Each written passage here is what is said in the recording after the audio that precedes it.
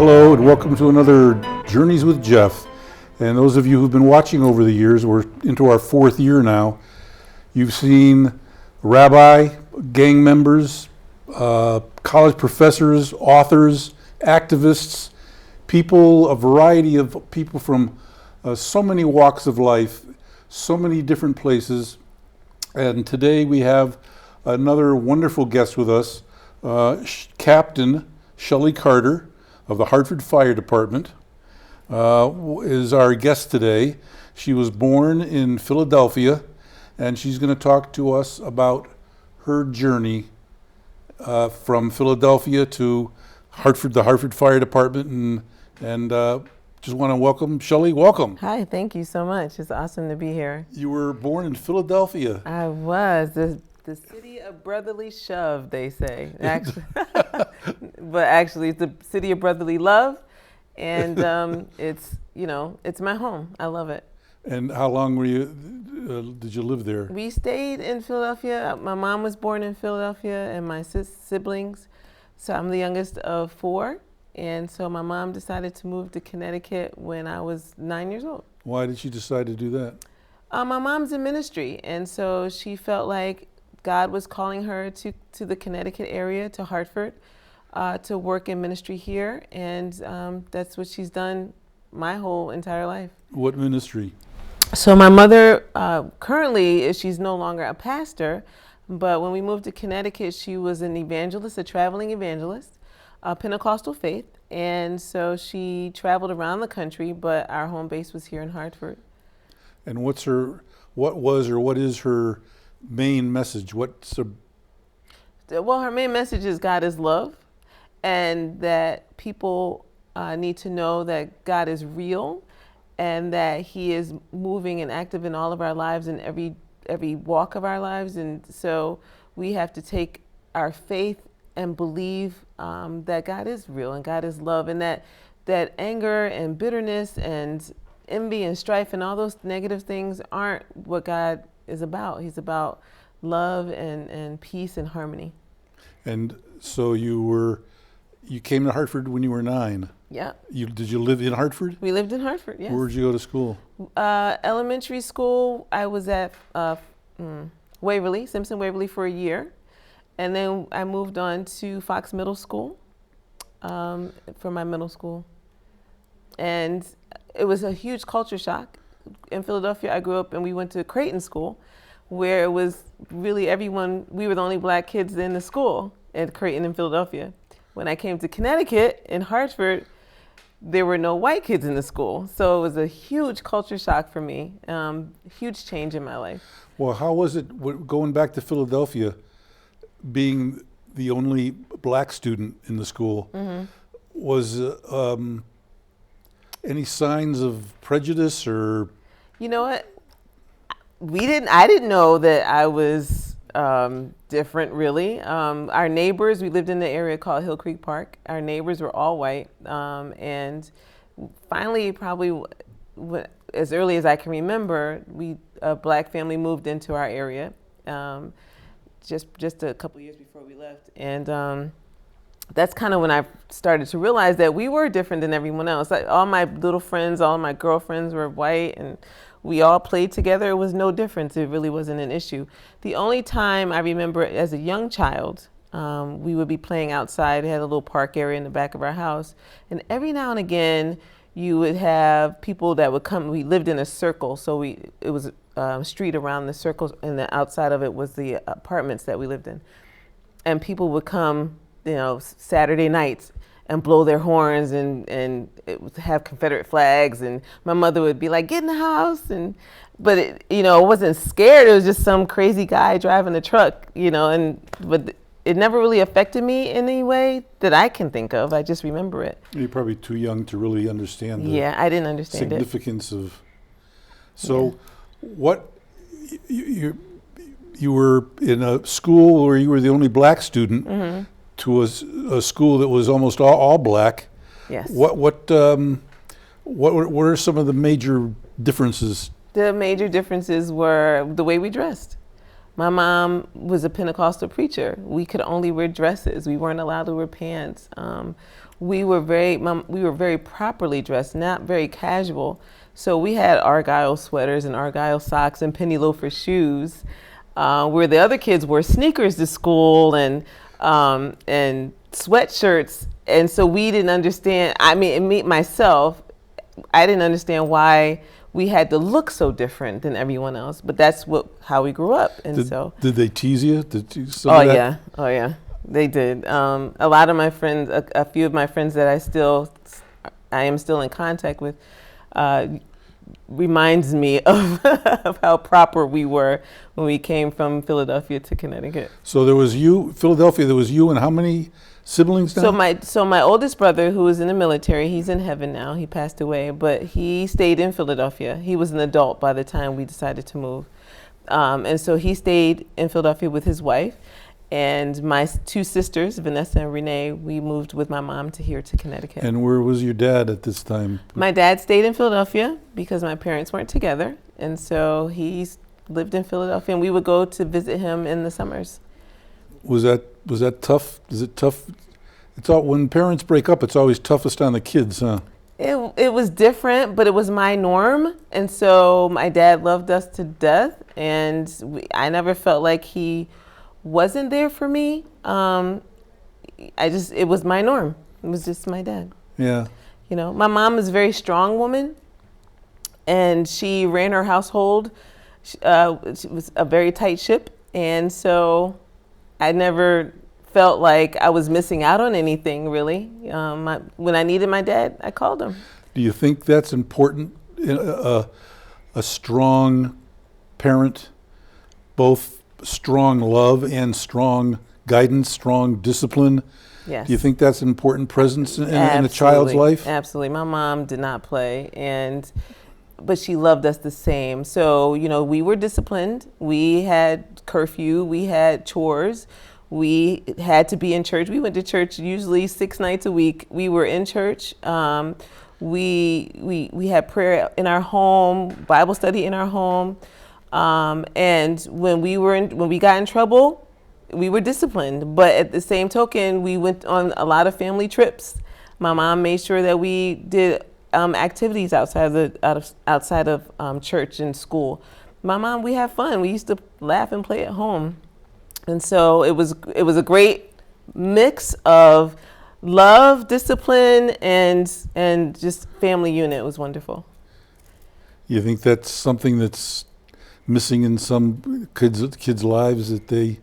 Yeah. So being that I'm a firefighter, I get to go on a lot of emergency calls. Unfortunately, some with children, and you know, even the kids that I see at work, sometimes you just want to take them and love them and connect with them and say, you know, it's going to be all right. Or, you know, parents who are having difficulty, whether it's drugs or they don't live in proper housing or whatever. It's difficult to watch. And, you know, I see it now more than ever.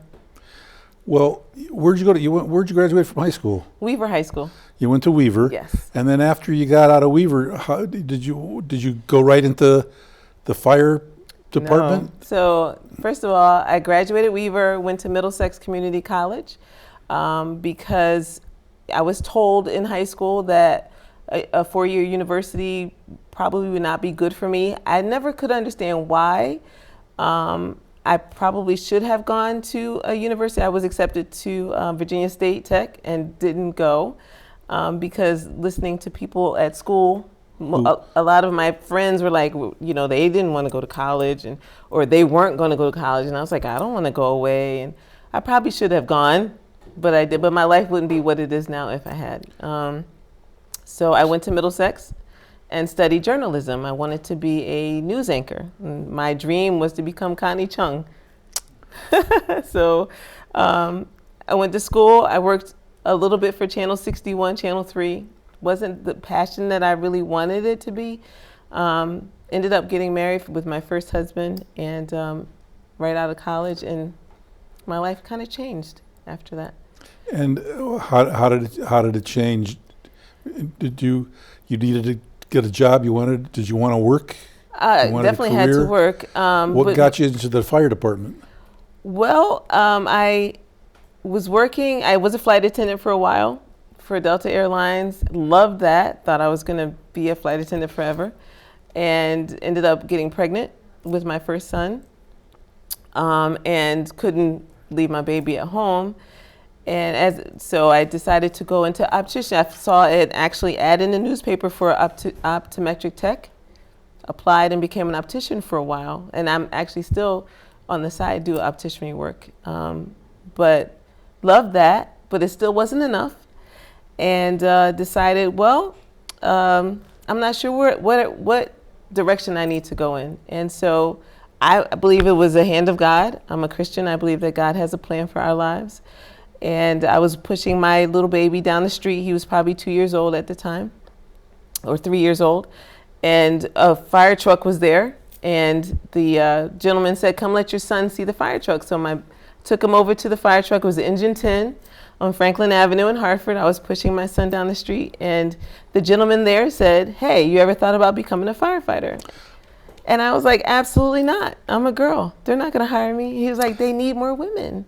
And so that's kind of how it started. So it's like you were put there. You were there for a reason. There's a plan. There's definitely a plan, because if you had told me that I would be a firefighter 15, 20, 30 years ago, I would have laughed at you hysterically. Well, how long after that encounter with the fire department and that guy saying that, how long after that did you apply to the department? So it's kind of a funny story, because I really didn't believe that I was going to become, I wasn't interested in it. It just didn't suit me. I didn't believe. And so I went home and I mentioned to my kid's dad, I was like, hey, I was thinking about becoming a firefighter. And he, some comments were made that made me realize that maybe I should try it. And I went ahead and applied. I called my sister, Vanessa, and I said, hey, this guy was telling me about this job. She was like, go apply, go do it. And I was like, I don't know. A lot of self-doubt, but I did. And how long ago was this? 20 years ago. 20 years on the fire service. And you were obviously you were hired. I was hired. And you became a firefighter. Firefighter. Yeah, exactly. Stay away from gender. Not fireman, firewoman, firefighter. No, I'm a firefighter. So were you actually were involved in putting out fires? And so I became a structural firefighter. I went through weeks of boot camp training, just like the guys did. Nothing changes in drill school. You do everything that you're supposed to do, or they kick you out because they want to make sure that you're safe and that you do what you're told in the case of an emergency. Did you detect any negative attitudes on behalf of the male firefighters, like a woman kind of like that? It would be more of people outside of the fire service. Initially, they were like, what are you doing? First of all, you're a mother. You could burn up in a building and that's for men. And what are you doing? Why would you do something like this? Are you changing? Are you becoming a different person? No, I'm still Shelley. I'm just very interested in this career path. And so, like I said, I wasn't planning it, but it kind of looks like something that I would like to do. The pay was great. The benefits were great. I would have a stable base for my child. And so why not? So I took the test, went to drill school. Once I got on the job, you could see the difference in, sometimes how my male counterparts would treat us or treat me. But it doesn't matter. The whole idea is I have to do my job and I have to do it well. What were some of you probably have a couple of fires anything stand out in your memory as something that one of the more dangerous or interesting experiences you've had as a firefighter? Well, I have several. A couple of ones that stand out to me is, being in a structure fire, actually being in a fire where there's fire like over your head and, it's hot. You feel the heat on your necks. Back when I first started, we didn't have what they call hoods now, which actually kind of encapsulate your face and your ears. So I learned from the old guys that I needed to, if my neck was burning and my ears were burning, it was time for us to back out. So there was a couple of times where it was hot. It was hot, and I was a little not scared, but just aware of what's going on and needing to back out of the fire. But I never thought about leaving. I watched my officer or the people that were in their building with me, and I was like, if you're in, I'm in. Let's go. Let's get this job done. Did you ever rescue anybody? No, no, not really. I don't think I've rescued anyone. But there's been times where I've had to go to calls, emergency medical calls, where like a child has died or a senior has died, and it breaks my heart. And I remember one time where a child had a seizure, a febrile seizure, where his temperature was over 100 and something degrees, and he was neglected, and he passed away while we were there. And we were doing CPR on this child, trying to get him to come back to us, and he didn't. I went back to the firehouse and actually called at 2:00 in the morning and called my kids. I was like, I need to talk to my kids. I just need to hear their voices, because it was heartbreaking. And it's got to be, very emotional. Very emotional. It's difficult. Did you notice that, like, when you did go to a fire, the captain or whoever was supervising that they maybe didn't have you do some of the harder stuff that a man would have? No difference. No, God, no. I can't even imagine going to. I can't be different. I'm there to do a job, and that's to put the fire out or whatever the situation emergency is. And I refuse to be different. I refuse to be the weaker link. I'm going to work hard. If there's something that I just physically cannot do, I will still be there trying to do it, because my brothers and sisters rely on me.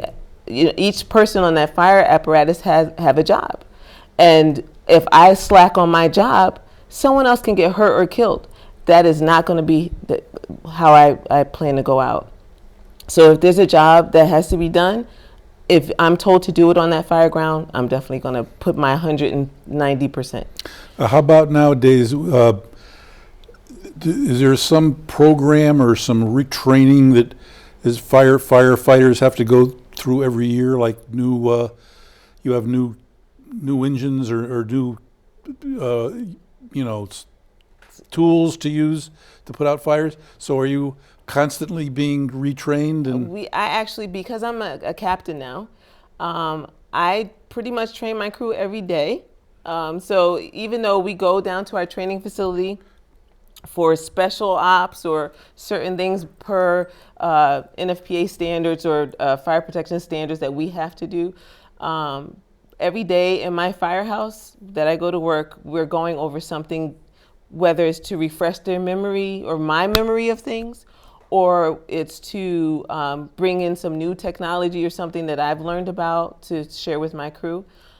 Because again, you never know what emergency you're going to come upon. And so just the other day, I had mentioned to one of the guys in my crew, I said, hey, how comfortable are you with throwing what we call throwing ladders, with putting ladders at a building? Literally the next morning, we got called to a fire, and the deputy chief was like, I need you to throw ladders around this building. And we had just gone over it. And so my driver was like, Kat, we were just talking about ladders. I was like, I know. And so every day I try to bring something different, new, or just to refresh their memory, because every call is different.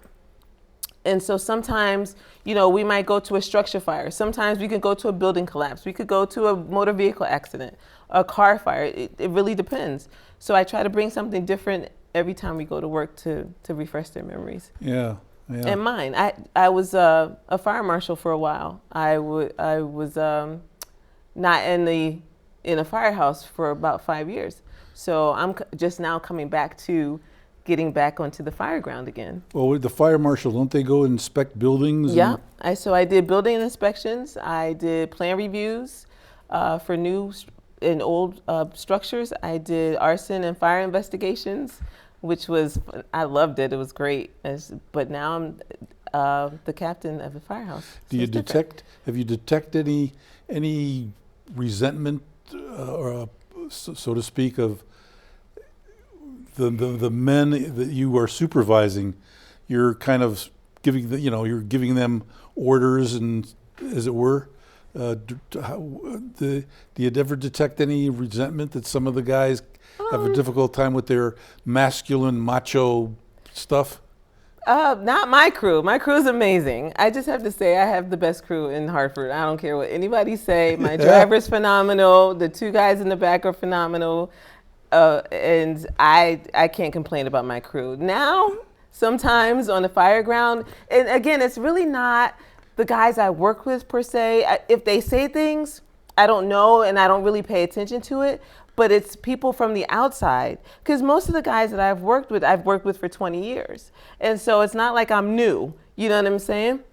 And so, but sometimes like if we go to a scene and the building management wants to ask questions, they'll come up to my crew and they'll talk to the guys. They'll ask them questions, and the guys will go, "Oh no, she's the captain. She's the one in charge." And so, and the outsider will go, "Oh, okay," you know. And so I get that a lot. I get, we're gonna go talk to the guys about whatever, and they have to redirect and say, "No, we don't make those decisions. Please go talk to the captain." How many in a crew? 4. So it's myself. I have a driver, and I have a 2 firefighters in the back. So you got the driver, Yeah. 2 in the back. Yes. Where are you sitting? I'm in the front. In the front? Yeah, front right seat. So when you get to the fire,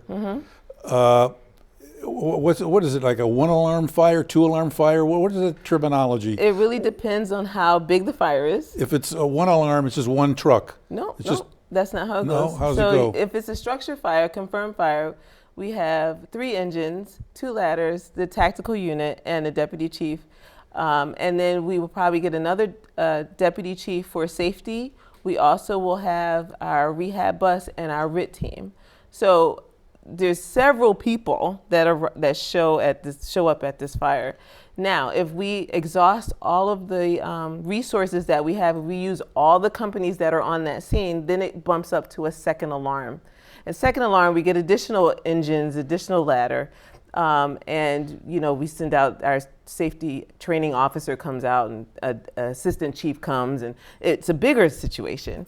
Once we have exhausted all of those resources, those people, and we have to go to a third alarm, we begin to do like mutual aid. We get other companies from other cities to come in and help us out. And so does every crew have a captain? No, so I am the house captain, so I'm in charge of everyone at Engine 5. So each house has a captain, but some of the crews there's a lieutenant, a driver, and 2 firefighters in the back. Okay. And how many firehouses are there in Hartford? 13. There are 13 different? Yeah, I believe so. Yeah, hold on. Well, No, 13, I 13 passed, companies. I passed the one on going into White Street. That's Engine Britain 9? Avenue. Or Engine 9? That's one firehouse. Yeah. And then there are 12 others in the city of Hartford? I think it's companies. Companies? Inside a house, some firehouses have 2 companies. So you have Engine 14, which is on Albany and Blue Hills, and it's engine ladder 4 in that house. So there's 2 companies in one house. Yeah. And so, you work. You were telling me you work. What is it? 72 hours in a row? No. 3 days in a row. No, I work 24 hours on, and I'm off for 3 days. And then 24 hours on. So 24 hours. So you're at the firehouse. I'm at the firehouse for 24 hours. And if there's no fire, what are some of the things that you do during that 20? You have to maintain the trucks. You got to wash them. You got to keep. So everybody in the house. Do you get to sleep there and eat there? Well, Engine 5, we don't get to sleep. Engine 5 is a very busy house. And so I don't spend a lot of time sleeping. You're allowed to go upstairs and rest after 9 p.m. But we're really busy at Engine 5, so that never happens. But everyone has jobs to do inside the house. So our driver, he maintains the apparatus, the truck. He makes sure it's clean. He makes sure it's fueled. the equipment on there works. You have the other two firefighters. They have house chores where they have to do some cleaning. We train a lot on our downtime. If we have downtime, we're running calls constantly. Sometimes we have to go to apparatus displays where we go to a community event or a school and we show the fire trucks. The kids get to see it. There's a lot of things that we get to do on our downtime. Yeah. We eat, we got to make sure everybody's fed. And then 3 days off. Yes. And then 24 hours on again. Yes. Is it tough to get used to that? Well, being that I was out of it for about 5 years, it was a little difficult. But I'm getting better. The sleep patterns are weird, and I don't get the rest. But it's okay. Yeah. I don't mind. You know what? I've done it for so many years. I'm back at it again. It's kind of fun. I think it's pretty cool. Okay. So very interesting. love it. Well, okay. Well, you people at home are probably wondering. The show's just about over, and we haven't heard everything that we want to know about Shelley. Well, we're going to have her back for a second show. What you're watching now is, as you know, is the half hour. One next month, we're going to do another half hour, and Shelley's going to come back. So don't forget part 2 of the Shelley Carter Show next month, and we'll see you then.